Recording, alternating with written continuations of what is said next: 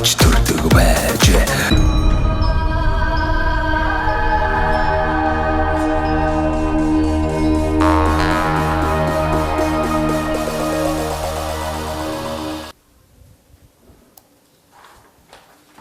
Ямар өвдөө?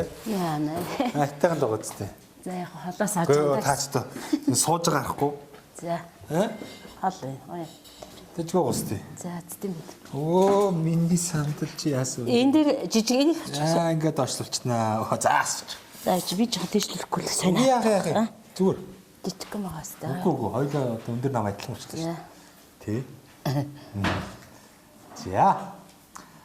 За монголчуудаа Монгол эх орныг танилцуулдаг Сумдаа сайхан амьдрын нэвтрүүлгээ Дундговын аймгийн Баянжаргалан сумаас нэвтрүүлгээ бэлтгэн өргөж байгаа. Ерөнхий боловсролын сургуулийн үйл ажиллагаатай танилцахаар ирсэн байна. Тус сургуулийн захирал Цэрэн Янжигчтэй одоо уулзж байна. За танд өдрийн мэнд төргий. Танаа сургууль хэдэн онд байгуулагдаж байна? Одоо бас үйл ажиллагаагаа хэрхэн яаж явуулж байгаа талаар танилцуулаач.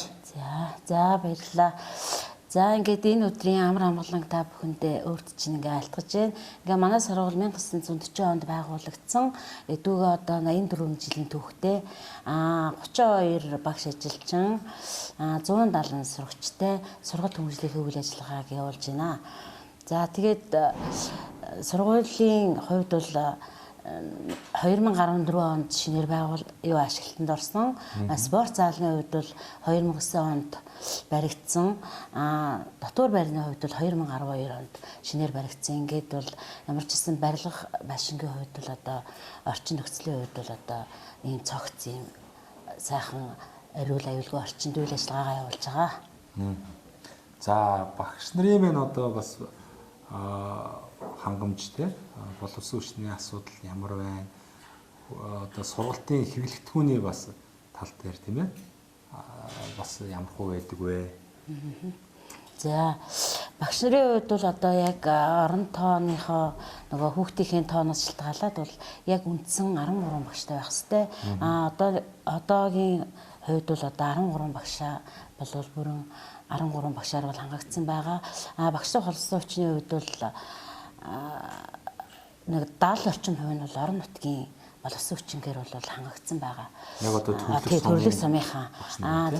Тэгээд 30-аад хувьд нь бол одоо ямар ч гэсэн дандаа нөгөө нэг юуны хүсэлтийн дагуу ингээд ажлын байр зарлах хүсэлтийн дагуу багш авдаг. Багш нарын амьдрах орчин үеийн хувьд бол одоо бид бол сум орон нутгийн хувьд бол одоо нэг тийм бас байрлуулад байх нөгөө төрийн албаа багштай орон сууц гэж байхгүй учраас дотор байранда ирсэн багш ажилчтай бол байрлуулад ажлын байрны хувьд бол одоо ингээд ийм нөгөө багшийн боломжит бүх нөхцөл боломжоор ингээ хангаад бол явж байгаа. Сургалтын эрэлтгүүний хувьд бол одоо яг нөгөө төсөвт тусгагдсан. Тэр зардлаа бол яг сургалтынхаа үйл ажиллагааны зардал зарцуулаад ингээ үйл ажиллагаагаа бол тасралтгүй явуулж байгаа.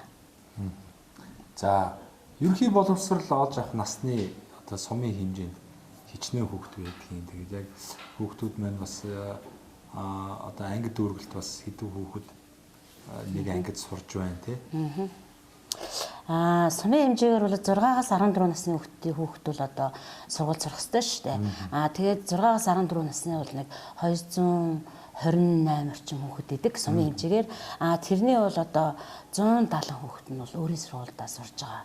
За үлдсэн хүүхдүүд нь бол одоо өөр аймаг Улаанбаатар хот ингээд газруудад одоо яг нөгөө юуны өөрсдийнхөө нөгөө амьдралын боломжоос шалтгаалаад ингээд шилжин сууршиж бол суралцж байгаа. За анги дүүргэлт бол хүүхд. Анги дүүргэлтийн үед бол манайх бол бага ангид бол одоо нэг 20-оос 22 хүүхэд бага ангид бол байдаг. Дунд ангид бол одоо яг 16-аас 20 хүүхдийн хэмжээнд л дунд ангийн хүүхдийн анги дүүргэлт бол байгаа. Та бол одоо ингээд ажлын амьдралын шаардлагаар бас аймаг болон за нийслэлийн зарим сургуулиудын үйл ажиллагааг одоо очиж сонирхсан байх үүссэн баг. Тэгэхээр ялангуяа төв сүрэн газар бол одоо хүүхдийн ачаал их байгаа шүү дээ. Нэг ангид тэгэл 30 за 30 бол баг багтаа орондоо тэгээд 40 50 60 гэл хүртэл байж байна. Тэгэхээр энэ олон хүүхдтэй нөгөө хичээл зааж байгаа багш маань одоо нэг бүрчлэн тулж ажиллаад хүүхд ойлгож гин үү тий ойлгохгүй байна уу гэдгийг бол одоо хянах боломж маш хэцүү шүү дээ. Тэгэхээр одоо ялангуяа нийслэлийн одоо улсын сургуулийн хувьд маш их одоо хүүхдүүд хамрагдаж байна. Тэгэхээр юу гэдэг нэг ээлжээр хичээлэх бус барин 1 2 3 ээлжээр хичээлж байгаа зарим тохиолдол байгаа. Тэгэхээр нэг хичээлийн бус цагаар хөгжих секс дугуйлд нь хамрагдах одоо тал дээр бас хэцүү байдалд байна шүү дээ.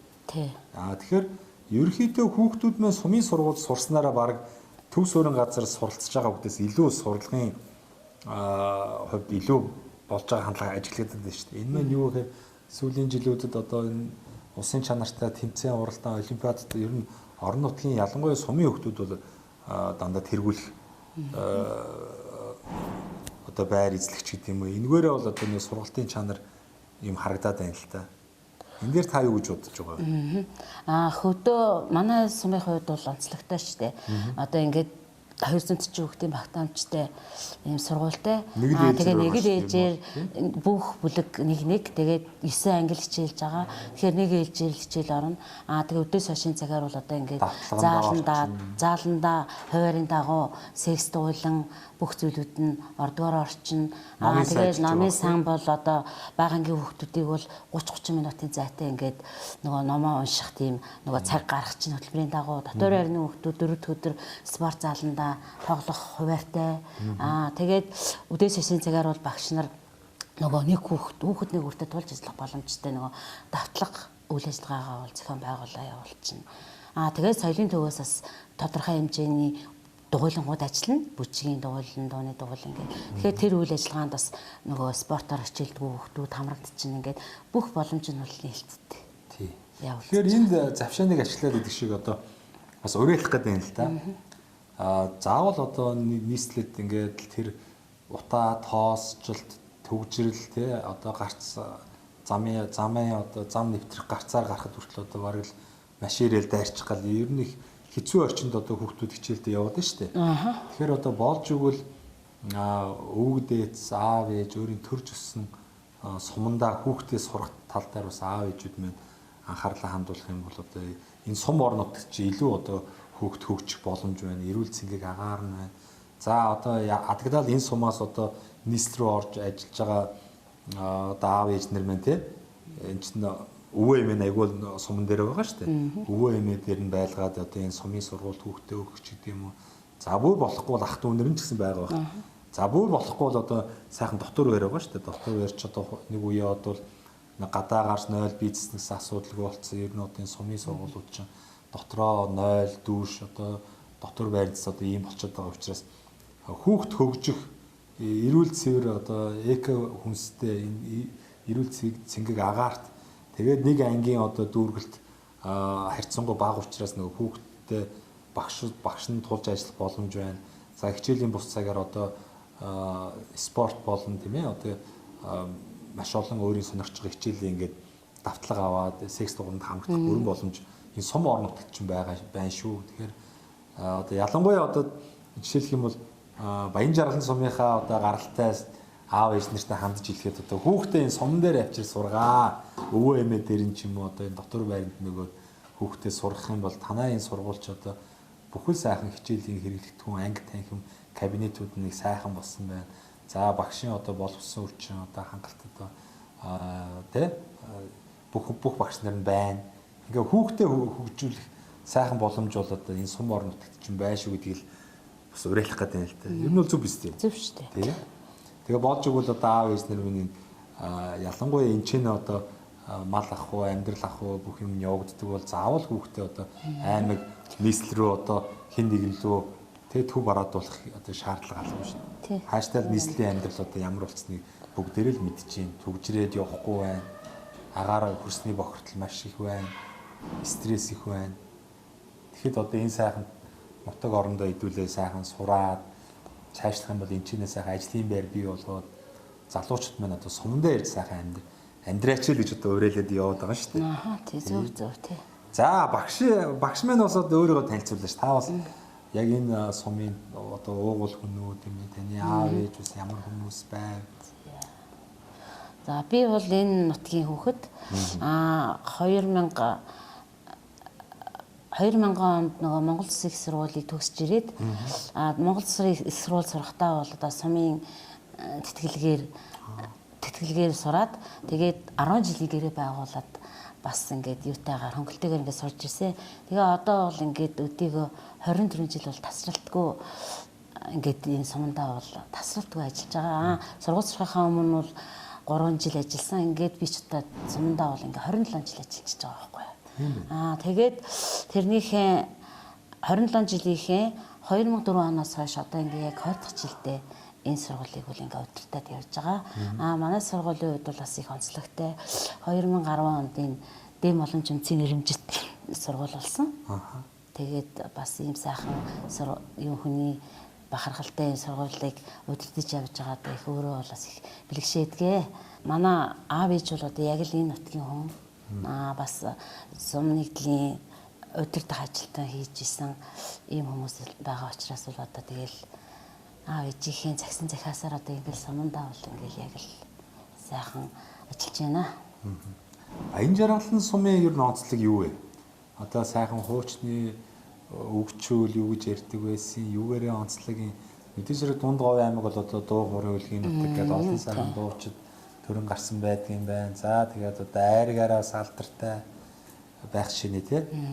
Энэ Дунд Говь 15 сумаасаа манай Баян жаргалан сум маань бас юугээрээ онцлог ямар одоо сайхан брэнд байдгийг тийм ээ. За манай сум хувьд бол мэдээж дуу хоорой үлгийн Дунд Говь нутгийн хүмүүсийн нэгэн хэсэг нь. Гэхдээ манайх бол нөгөө боржгон юунд хамаардаг учраас боржгон уртын дуу, боржгон найр энэ зүйлээр боржгон өв соёлоороо бол одоо их түлхүү их тэрийгэ түгээн дэлгэрүүлэх зорилгоор жил болгон 10 сарын 1-ний Яхамдын баярыг одоо нэг боржгон найр хийх, боржгон өвсөё сурчлах тийм үйл ажиллагаар манай ахмадууд бол одоо ингээд хойч үедээ бол ингээд дандаа сурталчилж ингэж явж идэг. Ийм онцлогтой сум байна. Тэгээд боржгон уртын дуу, боржгон хуур, боржгон найр гэдэг ингээд яг тэр зүйлүүдээрээ бол бас нэлээ их түгээх ажлуудыг бол аягуулсаа хийж явдаг. Та бол Дунд Говь аймгийнхаа ер нь 15 сумдуудаар ер нь яваад үтцсэн баг тий. Баг дийлэнх юм тий. Тийм сургуулиудын одоо хоорондоо дуршлаг солилцож гэдэг юм уу, сургуультанд хамрагдах гэдэг юм уу. Одоо жишээ ингээд явж байхад ингээд сумдууд ч бас харилцаа адилгүй байгаа даа шүү дээ. Зарим нь жоохон хүн ам ихтэй байх, зарим нь жоохон хүн ам цөөхөн ч гэдэг юм уу. Тэгэл ингээд орчнуудыг хараад ингээд бас өөрийнхөө сумтай харьцуулж шүү дээ. Манай сум бол бас энэ сумаас арай дээр юм байж гэдэг юм уу. Энэ сумаас арай бас дутуу байна ч гэдэг юм уу. Тэгэл одоо сайжруулахын төлөө хамт олноор ажилладаг баг. Тэгээд танаа сумд би ороод ирлээ. Ерөнхийдөө би Дунд Говийн 12 дахь сум дээр явж байна. Ерөнхийдөө л одоо анх бол Дунд Говь аймгийн сумдууд ерөөс мэддэг байсан шүү дээ. Төсөөл байхгүй сонснороо л явжсан. Яг өөрөө нэг сум дээр 2 хоног амьдрал цай хоол ингээл идэж уугаал ингээл нутгийн салбарын нийгмийн төлөөллүүдтэй уулзаал ингээл явахаар хизээ азины бас нэг 2 хоногийн дараач барыг танаас сумын хүн шиг л болно шүү дээ. Тийм шүү дээ. Тэгээд ирэхээр л ингээд анзаараад байгаа байхгүй. Тэгээд танаас сумд ирээд надад нэг зүйл бодогдлоо л та. Ингээд би сая өглөө дороо нисгээд ингээд сумын ерхий орчин нөхцөлийн зургийг авлаа. Сайхан одоо гэр хороолууд нь замбраатай, зэгцтэй тэг нэг шугамд бас тавигдсан байдаг юм байна. За ялангуяа мод бол бас их сайхан тарьсан байна. Сайхан цэцэрлэгт хүрээлэнгүүд харагдаж байна. Байгууллагууд сайхан мод тарьсан харагдаж байна. Үүгээрээ бас давуу тал харагдаж байна. Бусад зарим нэг сум бол одоос модгүй сумууд байгаа шүү дээ. Тий байгаа. Тэр тал дээр тэгж бодогдож байна. Танд юу бас юу гэж бодогддог вэ? Манай сумын хувьд яг л өөрсдөө байгаа. Яг өөрсгч нь бол бодлыг бол би тэлж явдаг хэлнэ. Тэгээд мод тарих асуудал бол ингээд одоо мод тарихаасаа давуу мод тарьж болно л да. Тэрнээсээ илүүтэйгээр манай бас энэ нөгөө нэг үүдэндээ мандалжуулах, цэцэгжүүлэх, зөвлөгжүүлэх ажил дээр бас илүү төлхөө сургууль цэцэрлэгүүд ингээ байгууллагуудаас анхаарч байж байгаа биз ажиглагдаж байна уу? Тийм ээ. Тэгээ одоо шаах тэ нөгөө өнөөдөр чинь 10 сарын 23 байна уу? 23 санагдаад байна тий. Магадгүй одоо 9 сарын 1-нд ирсэн бол одоо тэгэл алдгалсан гоё орчинд орж ирэх байж л дээ тийм ээ. За ийм сайхан жишээнүүд бол энэ Дунд Говь аймгийн Баян жаргалан суманд одоо байна. Тэгээд бас бие биенээсээ сайн жишээнүүд нэгэр дуурайл аваад одоо ирвэхээрээ бүгдээрээ сумн дээр амьдрах орчноо бүгдээрээ сайжруулъя. Тийм бол одоо аяд тухтай амьдрах орчин болтон тийм ээ. За тэгээ яриад бол зөндөл юм байна. Тэгээд хэсэг хугацаанд сургууль болон энэ баян жаргалын сумынхаа тухай өөрийнхөө тухай сайхан танилцуулсан явдалд баярлаа. Тэгээ манай нэвтрүүлгийн нэг хамтрагч байгууллага байгаа. Мөнх Amper Construction гэдэг барилгын материалыг Монголдо одоо хямд чанартайгаар үйлдвэрлэхийг зорж байгаа юм их оронч залуучууд байгаа. Мөнх Amper Construction Манай нэвтрүүлгийг үзэх дуртай. Тэгээ манай нэвтрүүлгийг дэмжиж одоо танаа нэвтрүүлэг дандаа сумдаа одоо сайхан амьдрахыг зорж байгаа юм сайхан хүмүүс оролцдог учраас тэр хүмүүст боломж олгооч. Одоо энэ Мөнх Amper Construction-ы үйлдвэрлэж байгаа барилгын материалыг 10% хөнгөлөлтөөр ихээр авах эрхийг олгоорой гэсэн.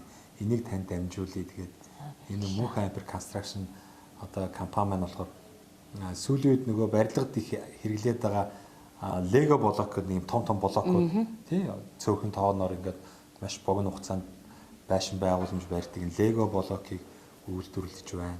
За бүх төрлийн вакуум цонхнуудыг үйлдвэрлэж байна. За дулаалгын хөөс сэндвич одоо хан дээвэр тий сэндвич хавтангууд үйлдвэрлэж байна. Барилгын дотор гадар одоо будаг имүүлс басаадны чулуун будаг гэх мэтлээ ерөөсөө байшин барилга барьж байгуулах шаардлагатай бүхий л материалуудыг Монголдо одоо хямд чанартайгаар үйлдвэрлэхийг зорж байгаа юм хамт олон байгаа. Тэгээд та бас өөрийнхөө боломжтой үедээ хандаарай. Хугацаа заагаагүй сарын дараа ч юм уу 10 жилийн дараа сандж болно шүү дээ.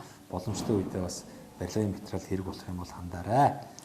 За мөн дээрээс нь одоо энэ завшааныг ашиглаад та цэнхэр дэлгэцээр одоо оюутан ахуй цагийн ангийн хамт олондоо энэ баян жаргалан сумынхаа уугуул сугуул нутгийн зон олон ах トゥ дүүр төрөсөдөө Монгол орны өнцөг болон бүрт амьдарч байгаа таныг таньж мэддэг бүх сайхан хүмүүстэй энэ нэвтрүүлэг гарах өдрийн чин сэтгэлийн сайхан мэдлэгээ төвшүүлнэ үү.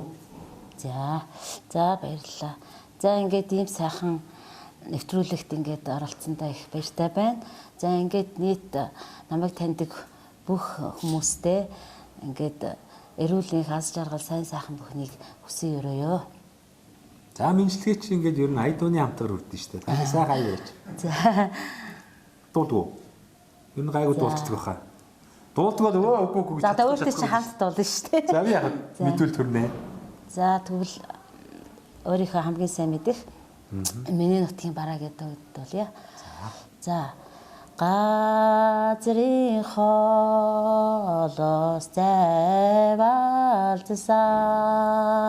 ганган цагаа гэрүүдэн ахоо басангүй.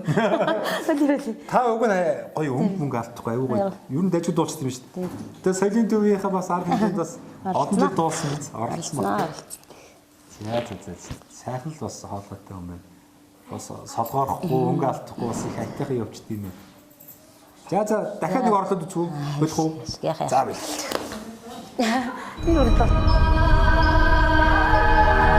За монголчуудаа Монгол эх орныг нь танилцуулах зорилготой Монголын хамгийн үзэгчтэй сумдаа сайхан амьдрын нэвтрүүлгээ Дундговын аймгийн Баян жаргалан сумаас бэлтгэж байгаа. За Баян жаргалан сумынхаа эрүүл мэндийн төвийн бас үйл ажиллагаатай танилцахаар ирсэн байна. Тус эрүүл мэндийн төвийн дарга Ариун Туяатай уулзж байна. Танд өдрийн мэнд хүргэе. Танд өдрийн мэнд хүргэе. Танаа сайхан эмнэлэг хэдэн онд байгуулагдаж байв. Одоо бас нутгийн энэ сайхан сумынхаа бас хичнээн ард иргэдэд эмнэлгийн тусламж үйлчлэгийг хүргэж байна. За манай эмнэлэг маань 1935 онд байгуулагдсан ийм эмнэлэг байна. Нийт сумынхаа 1245 хүнд нийт эмч эмнэлгийн мэргэжилтэн 21 хүн эмнэлгийн эрүүл мэндийн тусламж үйлчилгээд хүн амд үзүүлээд явж байгаа ийм эмнэлэг байна. За эмнэлгийн маань одоо энэ үйл ажиллагаа явуулж байгаа одоо байшингийн маань ашиглалт бас ямар хөө байна? Энэ эмнэлэг маань хэдэн онд ашиглалтанд орж исэн эмнэлэг бол? За манай эмнэлэг маань 2011 онд баригдсан эмнэлэг байгаа. За 2020 онд манай эмнэлэг маань хуучин эмнэлгээ 118 сая төгрөгийн засал үйлчилгээ хийгдээд энэ шинэ эмнэлэгтэйгээ хүзүүчээр холбогдоод ингээд амралтын хэсэг болгон ашиглаж авч байгаа ийм эмнэлэг байгаа даа. 2020 онд эмнэлгийн төрөмжлөмжийн машины парк шилжилтийг хийгдсэн. Ийм. Ер нь бол эмнэлгийн үйл ажиллагаа явуулахад бол нэг дутагдах гач юм байгаад. Ер нь бол тоног төхөөрөмж хангалтыг бол нийтдээ 2020 оноос хойш нийтдээ 96 сая төгрөгийн тоног төхөөрөмжөөр хангагдсан. За энэ нь сэргээн засах, уламжлалт, за түргэн төслөмж, яалтаг хөрөө бүх хөрөөнүүд маань шинэ зохион байгуулалтанд ороод өөрөөгөө зохион байгуулад өрөөндөө тогтчул амьдрал хийгдээд үйл ажиллагааны чиглэлд одоо явж байгаа. За нийт болохоор эмнэлгийн тоног төхөөрөмж маань хангалт бол ер нь бол нэг 90% та явагддаг ийм эмнэлэг байгаа. За одоо бол энэ жилдээ багтаагаад шүтний тоног төхөөрөмжөөр авцсан ба одоо шүтний тусламж үйлчлэгийг шинэ үйлчлэгийг нэвтрүүлэх гэдэг ажиллаж байгаа. За нөгөө сумын иргэдийн дунд одоо зонхлох өвчлөл ямар өвчлөл зонхилж байна? Энд ч одоо нэг цаг уур болон одоо унтны ус, амны усны бас шалтгаалаад бас өвчлөл харилцаа адилгүй байдаг шүү дээ. Танаас өмнө ер нь бол манай сумын хэмжээнд бол өвчлөл бол ер нь эхний нэгдүгээр төлөвлөх зэргийн өвчлөл бол нэгдүгээрт нь бол зүрх судасны өвчлөл явагдчихэйдэг. За хоёрдугаарт нь болохоор бөөрийн өвчлөл маань явж байгаа. За гуравдугаарт нь болохоор амьсгалын замын эрхтний өвчлөл маань явж байгаа. Ер нь манай сумын ус маань өөрөө хатуулаг ихтэй, хожил ихтэй учраас давсны нөлөө өндөр, дал давсны нөлөө өндөртэй байж идэг. Тийм учраас ер нь бас бөөрийн чулуу тийм ээ эрхтний чулуу өсөх хэвчлүүд нэлээд өндөр байж идэг. Илүү голцлон бас тавьчихсан. Мөн манайх иргэн тойрон уулахаа ихтэй. За уулахаа ихтэйгээс гадна ихтэй байдагтай холбоотойгоор явуулын ухаан бас энэ нэг 1000 хүмүүс ингээд явуулын ухаантай явагдаад ингээд байж идэг. Тэгээд явуулын ухаантайгаас гадна учраас ер нь бол жоохон осол аваар юм аа жоохон нэлээд хийх хэрэг хандлагатай ер нь бол осол гэмтлийн долд нэлээд бас төлөвлөгч хэлээр явчихдаг. Одоо тийшээ ингээд мэдээж хэрэг одоо зам дагуу сумд болон за уул уурхай ихтэй сумууд бол эрүүл мэндийн төвийн ачаал бусад сумын хувьд бол харьцангуй ачаал ихтэй бол явчих штеп. Тэгээд тэр болгонд ч л одоо дуудлаганд явхад бензин тосч байдаг юм уу тэгэл одоо хэрэгцээтэй энэ тариа гээл нэмэлт зардлууд гараад эхэлнэ штеп. Энийг та бүхэн хэрхэн яаж даван туулж байна тийм нэмэлт зардал энэ төр бас шийдэгддэг үү яадаг вэ? За ер нь бол осол аваалын дуудлагч айлын тусламж үйлчлэгийг эрүүл мэндийн даатгалын сангаас санхүүждэг, гүйцэтгэлийн санхүүждэг болсон. Үүнтэй холбоотойгоор бас задлуудаас яг өзөөс нь тусламж үйлчлэгийн задлыг эрүүл мэндийн даатгалаас нэг хэмжилж байгаа болохоор хацангуй санхүүгийн асуудал шийдээд өөрсдөө шийдээд байгаад зүйл боломжтой. Хэдий ихээр хүн тусламж үйлчлэгүүд нь эмнэлгийн маань гүйцэтгэлийн санхүүжил тэрийг нь санхүүжиж байгаа учраас ер нь санхүүгийн асуудал нэлээд сайхан чиглэлсэн гэж үзэж байгаа юм бол боломжтой. За танаа усны хувьд бол одоо бас тийм хатуулаг хужирлаг тийм ус байдаг юм биш. Тэгэхээр мэдээж хэрэг одоо за яг ахуй хэрэглээний усыг бол одоо тэр чиг нь ашиглах байх. Яг нөгөө амны ус буюу одоо хоол хүнсэндээ хэрэглэж байгаа усыг одоо шүүлтүр фильтрүүдийг одоо худгууд дээр тавьж гэх юм уу тэр хэрэгцээг яаж хангаж байна? За сумын хэмжээнд байгаа бүх худгууд дээр мөн худгууд ус цэвэрлэх төхөөрөмжтэй бүх худгууд төхөөрөмжтэй. За худгуй усны шинжилгээг 3 сар тутмын уйлалтай нэг удаа зөвлөж шинжилгээг авчиж өгч танаа баталгаажуулж явж байгаа. Тэгээ ер нь бол одоо сумын яг хэмжээнд ашиглаж байгаа амны уснууд бол бүгд зөвшөөрлөгчтэй гэж ойлгож байна. Ямарсан одоо хэрэглэхэд бас боломжийн тийм үг.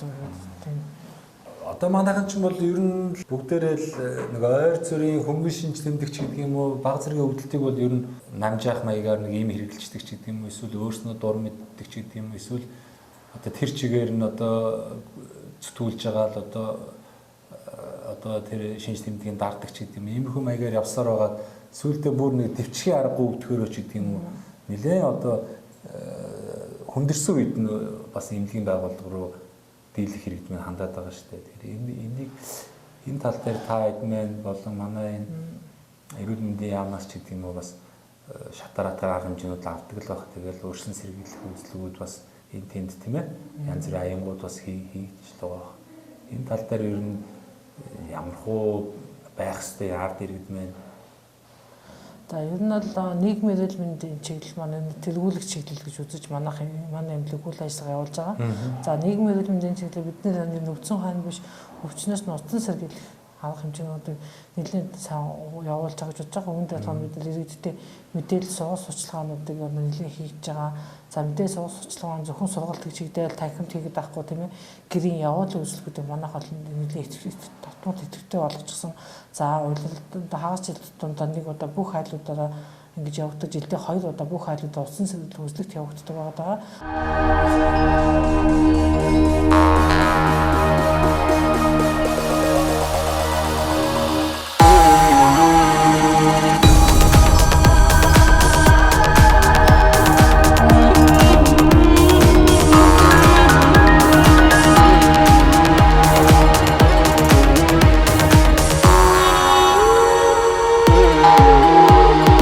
Эртүрдийн цагт биш энэ цаг үед гин эгэл олон ард түмэн аж төрдөг бай.